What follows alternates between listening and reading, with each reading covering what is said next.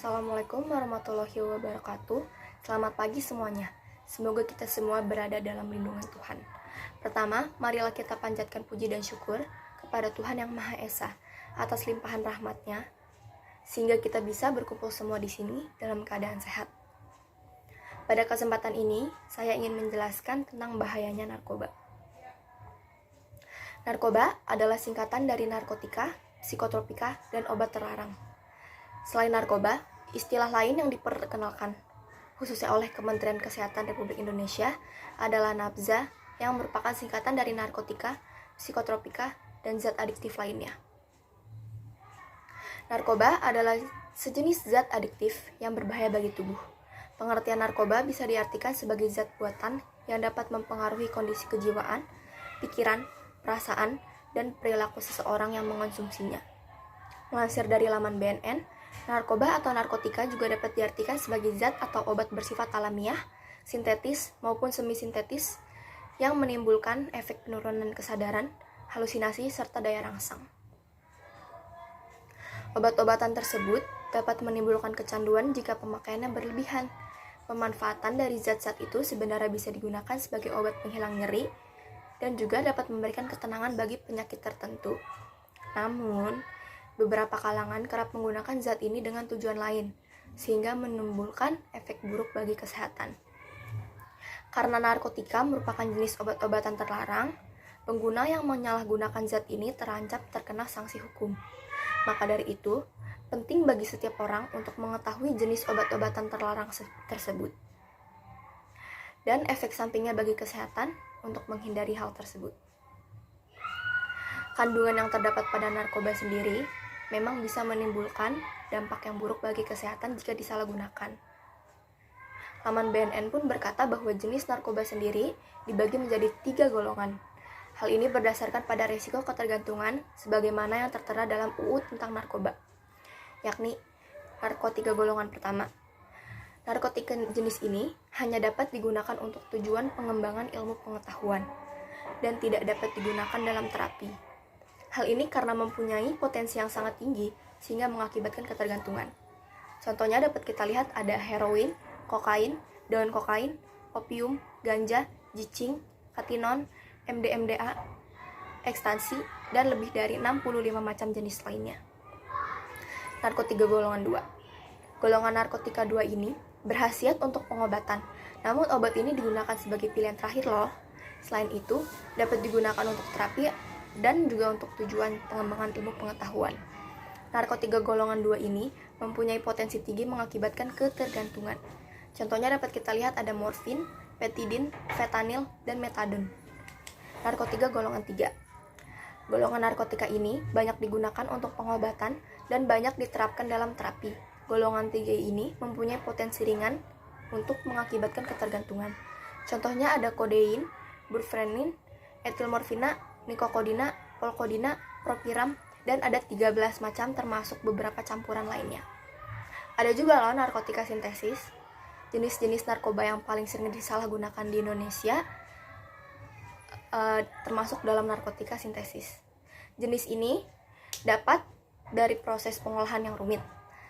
Golongan ini sering dimanfaatkan untuk keperluan pengobatan dan juga penelitian. Pada jenis-jenis narkoba golongan ini, banyak para ahli dan bidang kedokteran yang memanfaatkan untuk keperluan pengobatan ataupun penelitian. Jenis-jenis narkoba yang bersifat sintesis antara lain adalah amfetamin dan dexamfetamin. Kemudian selanjutnya terdapat ganja. Ganja mengandung psikoaktif yang jika disalahgunakan bisa mempengaruhi kerja otak. Untuk kebutuhan medis sendiri, ganja ini di beberapa negara biasa digunakan untuk terapi pengobatan beberapa penyakit.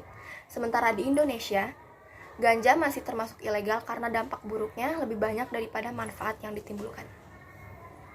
Berbagai masalah kesehatan yang bisa berdampak pada penggunaan ganja dapat kita lihat. Yang pertama, gangguan kognitif atau daya berpikir. Yang kedua, gangguan pernafasan. Yang ketiga, peningkatan detak jantung. Yang keempat, risiko serangan jantung. Yang kelima, adanya pemikiran bunuh diri bagi penggunanya. Yang keenam, berakibat pada fisik. Kemudian daripada itu, morfin juga termasuk dalam jenis narkoba yang mempunyai efek berbahaya bagi tubuh. Hal ini dapat mengakibatkan banyak sekali dampak apabila digunakan secara berlebihan. Morfin juga termasuk dalam jenis narkoba yang mempunyai efek berbahaya pada tubuh jika dikonsumsi secara berlebihan. Morfin merupakan alkaloid analgesik yang sangat kuat yang ditemukan pada opium. Jenis narkoba ini bergerak langsung pada sistem saraf pusat yang berguna sebagai penghilang rasa sakit. Berbagai masalah kesehatan yang bisa berdampak pada morfin. Yang pertama, menurunkan kesadaran bagi penggunanya. Yang kedua, menimbulkan euforia bagi penggunanya. Yang ketiga, orang yang berlebihan minum morfin akan merasa kebingungan dan juga linglung. Yang keempat, orang yang menggunakan terlalu banyak morfin akan sering berkeringat. Yang kelima, detak jantung pengguna menjadi lebih berdebar-debar. Yang keenam, dapat menyebabkan pingsan maupun kematian. Morfin juga dapat merusak suasana hati dan menimbulkan gelisah bagi penggunanya apabila digunakan secara terus-menerus.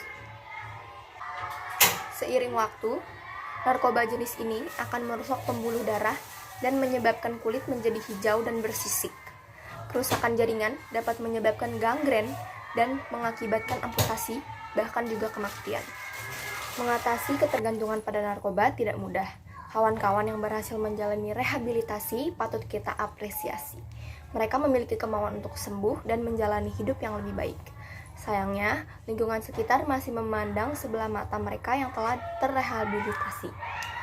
Kawan-kawan mengeluhkan, setelah keluar dari pusat rehabilitasi hidup, tidak semudah yang dibayangkan. Akibat pandangan buruk dari masyarakat, mereka menjadi kesulitan bergaul, mencari pekerjaan, dan juga menjalankan kehidupan sosial dengan normal. Salah-salah mereka yang bisa terjumus ke lubang yang sama. Maka dari itu, pada kesempatan kali ini saya ingin mengajak Bapak, Ibu, dan saudara sekalian untuk berpikir lebih terbuka. Berilah kesempatan pada mereka untuk kembali hidup normal di masyarakat. Jangan kucilkan mereka. Sebaliknya, isi hari-hari mereka dengan kegiatan berguna. Misalnya dengan membersihkan lingkungan RT bersama-sama, mengadakan pesta rakyat, atau sekedar memancing bersama di sungai terdekat. Kita semua adalah manusia, pasti pernah berbuat salah, begitu pula mereka. Tugas kita sebagai sesama manusia adalah saling menghargai dan mengasihi. Dan juga, bagi para remaja, kiranya kita bisa menjaga pergaulan kita dari hal-hal buruk, terutama pada teman-teman yang telah menggunakan narkoba. Demikian pidato dari saya. Kalau ada kata-kata yang tidak berkenan, mohon dimaklumkan dan dimaafkan. Wassalamualaikum warahmatullahi wabarakatuh.